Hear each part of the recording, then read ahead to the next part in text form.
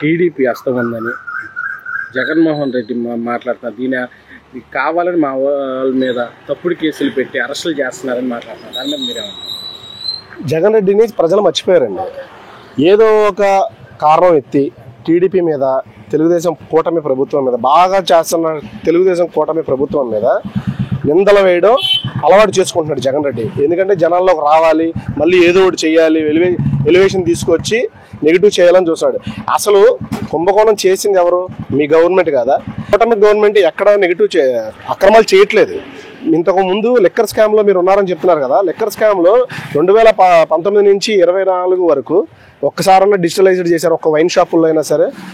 ఈరోజు కూటమి ప్రభుత్వం వైన్ షాపులు డైరెక్ట్ గవర్నమెంట్ దగ్గర నుంచి కొనుక్కొని వాళ్ళకు సొంతగా చాలామంది ప్రజలు అమ్ముకుంటున్నారు. అది నువ్వు రేట్లు పెంచావు, కల్తీ మధ్యాహ్నం అమ్మావు. ఇదంతా ఈ డబ్బంతా ఎడిపోయింది. పోనీ దానివల్ల నువ్వు ఏమన్నా జనాలకి ఏమైనా మేలు చేసావా? ఉన్న పథకాలన్నీ కూడా తీసేసి నువ్వేదో 4 పథకాలు నువ్వు పెట్టుకొని ఇవన్నీ నడిపి గవర్నమెంట్ని జనాలకి అనారోగ్య పాలైన కల్తీ మందు నమ్మి ఎంతో మంది ప్రాణాలు తీసిన వ్యక్తివి నువ్వు ఈరోజు లిక్కర్ స్కామ్ గురించి మాట్లాడ మాకు.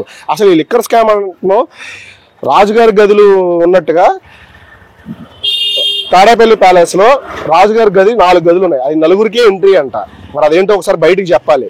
ప్రజలందరూ వెయిట్ చూస్తున్నారు ఆ 4 గదుల గురించి. ఈ డబ్బంతా ఎటెళ్తుంది?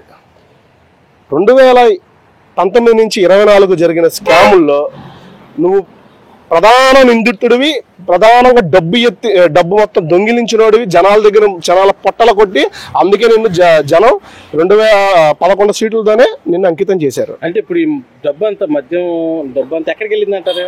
చెప్పారు కదండి, రాజుగారి 4 గదులు ఉన్నాయని. ఆ 4 గదుల్లో నలుగురికి ఎంట్రీ అంట. ఆ 4 వ్యక్తులకి తెలియాలి, రాజుగారికి తెలియాలి. రాజుగారి ఆజ్ఞ లేకుండా మంత్రి కానీ సైనికులు కానీ ఎవరైనా పనిచేస్తారా? అలాగే రాజుగారికి 4 మంత్రులు ఉన్నాయి, 4 శాఖలు ఉన్నాయి, 4 గదులు ఉన్నాయి. ఆ గదుల్లో ఏ గదిలో ఉందో చూడాలి. సార్ ఎట్లా ఉంది సార్ చంద్రబాబు?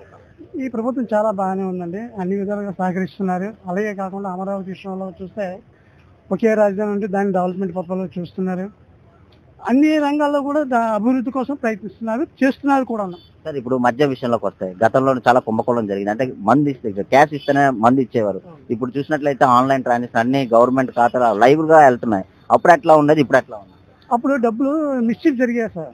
ఇప్పుడు అనేది అలా కాకుండా ఆన్లైన్ సిద్ధం వల్ల ఏంటంటే కరెక్ట్ గా ప్లాన్ ప్రకారంగా ప్రభుత్వానికే చేరుతుంది, అది ప్రజలు కూడా ఉపయోగపడుతుంది. గతంలో ఏంటంటే కుంభకోణం ఎంతంతా కాదండి, ఎక్కువగానే జరిగిందండి. దానికోసం ఇప్పుడు చూస్తున్నాం, ప్రతిరోజు టీవీలో చూస్తున్నాం, రోజు 3-4 యాడ్ అవుతూనే ఉన్నారు. సో అది సార్ ఇప్పుడు అన్న క్యాంటీన్ ఉంది, 5 రూపాయలకే భోజనం పెడుతున్నారు. దాన్ని ఎట్లా ఫీల్ అవుతున్నారు సార్ పేద ప్రజలు? చాలా మంది ఏంటంటే ఈ 5 రూపాయల భోజనం అనేది శ్రమపడి వస్తున్నారు. ఏదో ప్రయాణం చేసే వాళ్ళకి అందుబాటులో ఉన్నది ఏంటంటే 5 రూపాయల అన్న క్యాంటీన్. దాంట్లో ఏంటంటే చాలా సాటిస్ఫాక్షన్ గాను మంచి రకం కూర పప్పుతో పెట్టడం వల్ల చాలా ఆనందంగా ఫీల్ అయ్యి భోజనం చేస్తున్నాం. గతంలో దాన్ని తీసివేయడం జరిగింది, చాలా ఇబ్బంది పడ్డారు. ఇప్పుడు ఎట్లా ఉంది, అప్పుడు ఎట్లా ఉంది అంటే పరిపాలన విషయంలో వస్తే కొన్ని 100 రెట్లు మెరుగ్గా ఉంటుందండి. ఇప్పుడు గతంలో ఏంటంటే అన్ని విధాలుగా దోచుకునే ప్రయత్నాలే తప్ప అభివృద్ధి ప్రయత్నం తక్కువ కనిపించారు. 3 రాజధానులు అని చెప్పేసి కొన్ని కోట్లు స్వాహా, అదని ఇదని చెప్పేసి స్వాహాలు చేశారు. మీకు తెలిసిందే అంటే ప్రజలకు తెలిసిందే. సో ఇప్పుడు అలా కాకుండా అంటే ఒకే రాజధాని ఒకే దీని మీద వెళ్తున్నారు కాబట్టి బాగుంది. అందులో కోట ప్రభుత్వంతో మరీ సహకరిస్తుంది కాబట్టి బాగా ముందుకు వెళ్తున్నారు. టోటల్ గా అయితే చంద్రబాబు మీద నమ్మకం ఉందా? ఇంకా డెవలప్ చేసే అవకాశం ఉందా? చాలా చాలా డెవలప్మెంట్ చేస్తారు. ఎందుకంటే ఆయన వచ్చిందే స్వార్థంతో కాదు, ప్రజల్ని అభివృద్ధి చేయాలి, రాష్ట్రాన్ని అభివృద్ధి నడిపించాలని వచ్చారు తప్ప ఏదో స్వార్థంతో మాత్రం ఆయన రాలేదు. ఇప్పుడు ఎట్లా ఉంది సార్ గవర్నమెంట్?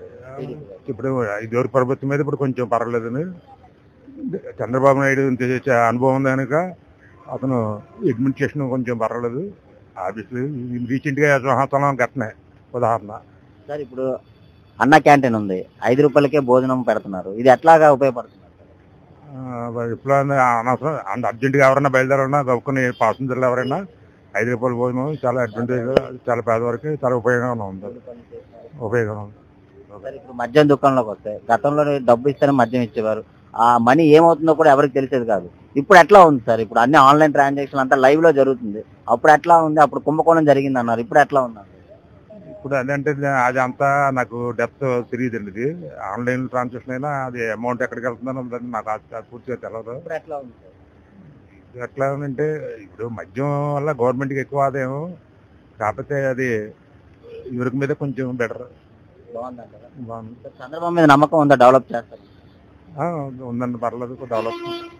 చంద్రబాబు డెవలప్ ఉంటుంది, కానీ అదే రీతిలో మధ్య తరగతి సామాన్య జీవితానికి వాళ్ళకి ఉపాధి కల్పించాలి కదా. ఇప్పుడు ఒకప్పుడు ఉద్యోగాలు అన్నది చాలా కష్టంగా ఉండేది చంద్రబాబు. ఇప్పుడైనా డిఎస్సి నోటిఫికేషన్ ఇస్తానన్నాడు, ఇప్పుడు వచ్చింది, కానీ వాళ్ళు ఇప్పుడు ఈ నెలలోనే, ఈ ఏడాదిలోనే కంప్లీట్ చేస్తారని ఆశిస్తున్నాను.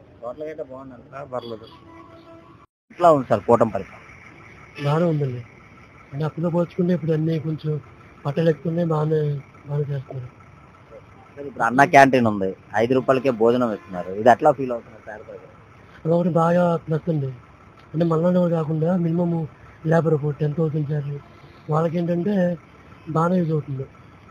ఇప్పుడు ఒకటి భోజనం కొనలేరు కదా, ఒక 2 పూటల భోజనం కవర్ అయిపోతుంది. చాలా స్టూడెంట్స్ కూడా 3 పూటల భోజనం కవర్ అవుతుంది. బాగానే ఉంది. ఇప్పుడు మద్యం విషయంలోకి వస్తే, గతంలో మద్యం చాలా కుంభకోణం జరిగింది. అంటే డబ్బులు ఇస్తేనే మద్యం ఇచ్చేవారు, ఆ డబ్బులు ఏ అకౌంట్లోకి వెళ్తారో ఎవరికి తెలిసేది కాదు. ఇప్పుడు చంద్రబాబు రాగానే ప్రతి ఆన్లైన్ ట్రాన్సాక్షన్ లో జరుగుతున్నాయి, అన్ని ప్రత్యేకంగా అంటే లైవ్ లో జరుగుతుంది అని. అప్పుడు ఎట్లా ఉండదు, ఇప్పుడు ఎట్లా ఉంది?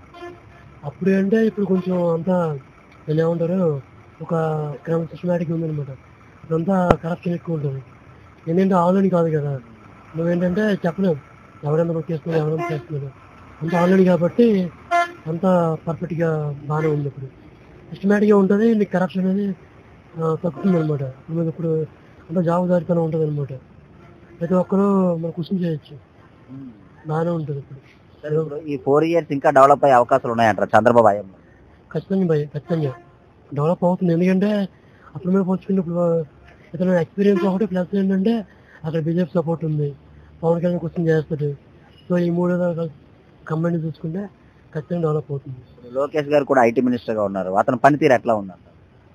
ఇప్పుడు డెవలప్ అవుతుంది. అంటే ఎక్స్పీరియన్స్ లేకపోయినా అప్పుడు మీద అంటే ఎలక్షన్ ముందు ఇప్పటికి బాగా చేంజ్ అయ్యాడు.